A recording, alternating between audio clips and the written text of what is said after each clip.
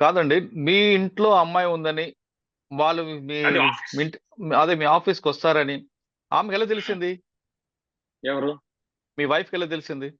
అదే నాకు తెలీదు. That is the million dollar question అండి. మరి నేను జిమ్ నుంచి వస్తున్నప్పుడు స్పై చేసి నా కార్ ఫాలో అయ్యి వచ్చారో, లేకపోతే నాకే తెలియకుండా నా ఆఫీస్ లో ఎక్కడైనా ఎవరినైనా ఇన్ఫర్మేషన్ కి పెట్టుకున్నారో ఏంటో తెలియదు. ఆ కరెక్ట్ గా 5 నిమిషాల స్పాన్ లో వచ్చినప్పుడే ఇదేదో ఒక ప్రీ ప్లాన్డ్ థింగ్ అని. ఎందుకంటే ఇప్పుడు బాధలో వచ్చిన ఆమె హ్మ్. అంతమంది మీడియా సపోర్ట్ తీసుకుని వచ్చింది. నాకు భయపడి అనుకుందాం. పెళ్లి ఆల్బమ్లు కూడా పట్టుకొని వస్తారండి if at all it is not prepared. అవును. పెళ్లి అది ఆల్బమ్స్ కూడా వెంటనే ఉన్నాయి సార్. పక్కనే పెళ్లి ఆల్బమ్స్ ఉన్నాయి బ్యాగులతో. అవును. అవును. వాళ్ళ మదర్ చూపిస్తున్నారు. అండ్ దే గాట్ డిసైడెడ్ అండి. అండ్ మీరు ఆ అమ్మాయి ఇన్‌స్టాగ్రామ్ ప్రొఫైల్ గనక చూస్తే గత 4 సంవత్సరాల్లో ఆ అమ్మాయి రోజుకో 10 డాన్స్ వీడియోలు అవి ఏసి పెడుతూ ఉంటది ఇన్‌స్టాగ్రామ్‌లో. పిచ్చి ఆవిడకి. ఒక్క వీడియోలో గాని, ఒక్క ఫోటోలో గాని ఈ 4 ఏళ్లలో ఆవిడ ఏ రోజు మంగళసూత్రాలు గాని, నల్లపూసలు గాని ఏసుకోల. ఎన్నో సార్లు చాలా మంది మా చుట్టాలే అడిగినా గూడా, నాకు మొగుడు లేడు, ఏమి లేడు.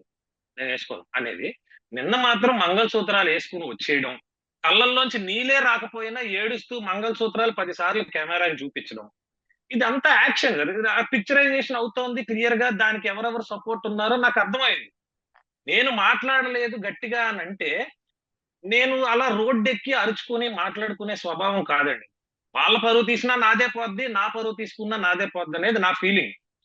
నేను తిడితే నా వైఫ్‌నే తిట్టాల. నా వైఫ్‌ని తిడితే నన్ను నేను తిట్టుకున్నట్టే అవుతది. సో, కానీ ఇప్పుడు మీ ఇద్దరి మధ్యన గొడవలో చిన్న పాప హ్మ్. సఫర్ అవుతుంది. అక్కడుంది భయపడుతుందని ఆలోచించారా? మీరు గాని, ఆమె గాని అసలు? సార్ ఆన్ గ్రౌండ్ ఫ్యాక్ట్ ఏంటంటే, అక్కడ ఏం జరుగుతుందో నాకు అర్థం కావడానికి చాలా టైం పట్టింది. ఎందుకంటే సడెన్‌గా ఎప్పుడూ లేకుండా నా ఆఫీస్‌కి అది ఆ ఆఫీస్‌కి నేనే హెడ్ అనుకున్నప్పుడు నా గదిలోకి రావాలన్నా గూడా జనాలు నన్ను పర్మిషన్ అడిగే వస్తారు. నేను బెల్ కొడితేనే వస్తారు. అలాంటిది సడెన్‌గా తలుపు ఇలా తన్నుకొని 10 మంది వచ్చేసరికి ఐ యామ్ లిటరల్లీ షాక్డ్. ఏం జరుగుతుంది? మాకక్కడ చాలా సీక్రెట్ థింగ్స్ ఉంటాయి టేబుల్ మీద. మీడియా వచ్చాక మేము ఫస్ట్ భయపడేదేంటంటే, నా సినిమా కథ మొత్తం టేబుల్ మీద ఉంది. ఒక ఫోటో హ్మ్. తీసినా నేను చాలా నష్టపోతాను. ఎందుకంటే కథ ఇంకా రిజిస్టర్ చేయలేదు.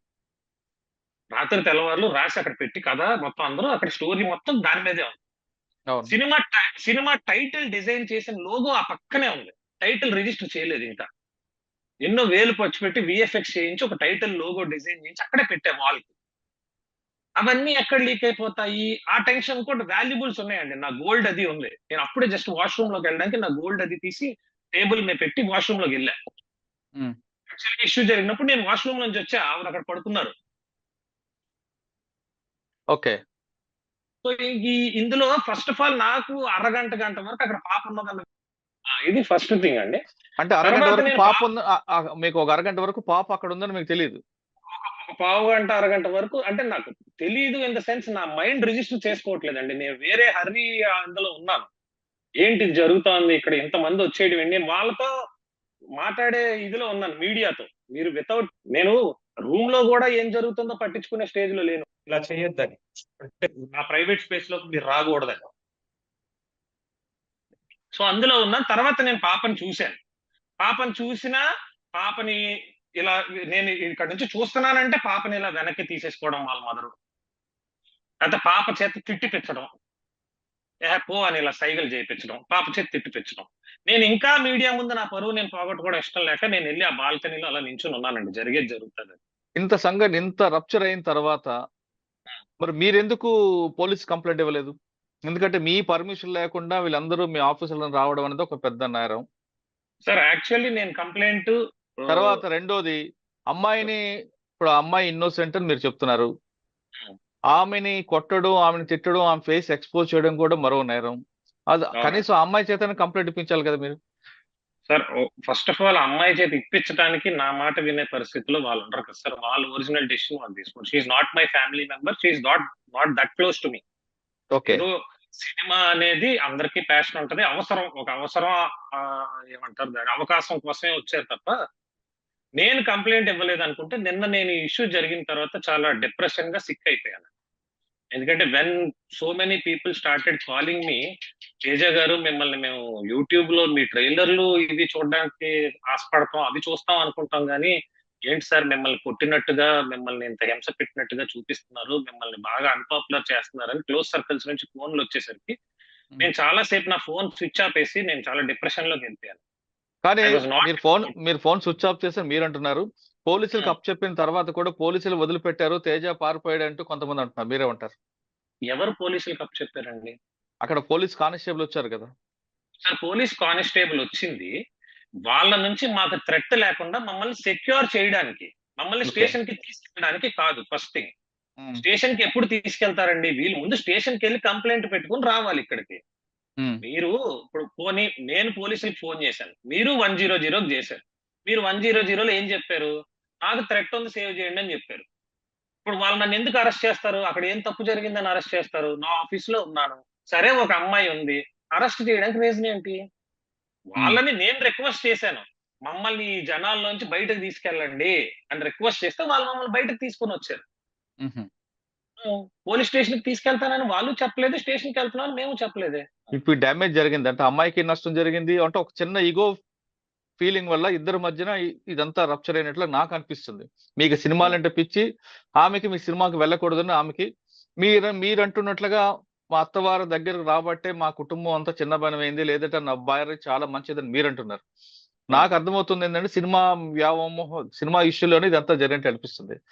ఇంత రప్చర్ అయిన తర్వాత ఇష్యూ పెద్దది అయిపోయింది కాబట్టి మీరు ఫర్దర్ గా లీగల్ గా ముందుకు వెళ్తారా? లేదు పాప ముఖం చూసి నా కూతురు తండ్రి లేని కూతురుగా చెప్పించుకోవడం ఇష్టం లేక తిరిగి ఆమె మీ వైఫ్ ని క్షమించి ఇద్దరు కలిసి ఉంటారు? సార్ ఫస్ట్ ఒకటండి, ఈ లాస్ట్ 4.5 years లో నా మీద కంప్లైంట్లు పెట్టడం, మనుషుల్ని తీసుకొచ్చి నా ఇంటి మీద దాడి చేయడం, నా ఇంటి తాళాలు బ్రేక్ చేయడం, నన్ను చాలా సార్లు థ్రెటన్ చేయడం, బూతులు మాట్లాడుతా వాయిస్ రికార్డింగ్స్ పెట్టడం. వాళ్ళ మదరే డైరెక్ట్ గా నాకు ఎన్నో వందల వాయిస్ రికార్డింగ్స్ పెట్టారు తిడుతూ, నువ్వు రోడ్ యాక్సిడెంట్ లో చచ్చిపోతావు, కాళ్ళు ఇరిగిపోతాయి, ఇలా పెట్టడం. ఆ, ఆ, నేను మీరు మీరు అత్తగారి మాటలు మర్చిపోండి. మీ వైఫ్, మీ డాటర్ వీళ్ళిద్దరు. నా నష్టం చెప్తున్నాను సార్. ఇన్ని జరిగినా కూడా ఈ రోజు వరకు వాళ్ళకి ఎగెనిస్ట్ గా నేను ఒక్క కంప్లైంట్ గాని, ఒక మాట తిట్టడానికి వాళ్ళ ఇంటికి వెళ్ళటం గాని, ఒక యాక్షన్ తీసుకోవటం గాని ఏమీ చేయలేదు. రీజన్, నేను కూడా అటాక్ చేస్తే అది యుద్ధం అయిపోతుంది. అది ఎప్పుడైతే వార్ అవుతుందో జీవితంలో కలము. వాళ్ళే యుద్ధం చేసి చేసి అలిసిపోయి మళ్ళా వచ్చేస్తారు. నా కూతురికి నేను కావాలి.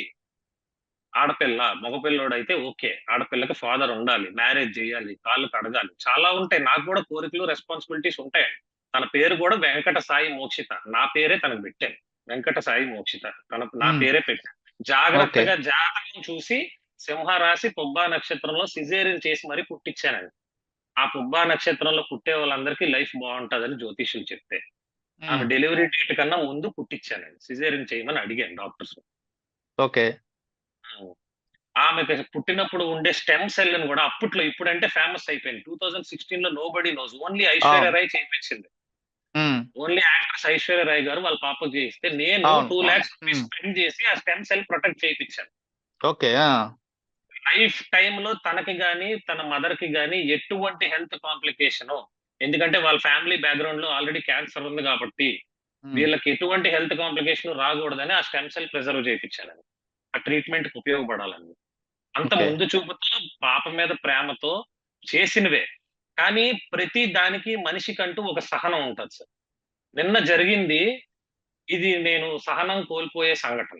ఎందుకంటే నా సైలెన్స్ ని చాతకానితనంగా తీసుకున్న చాలా మీడియా ఛానల్స్, నా సైలెన్స్ ని చాతకానితనంగా తీసుకున్న నా వైఫ్ అయితే ఎవరు, వాళ్ళ మదర్ అయితే ఎవరు, ఈ 4 ఏళ్ల నుంచి ఎన్నిసార్లు రాయిలు ఇచ్చి కొడుతున్నా దెబ్బలు తింటున్నాడు కానీ తిరిగి కొట్టట్లా అనే ఉద్దేశంలో నిన్న ఇంతటి అఘాయిత్యానికి పాల్పడ్డారండి.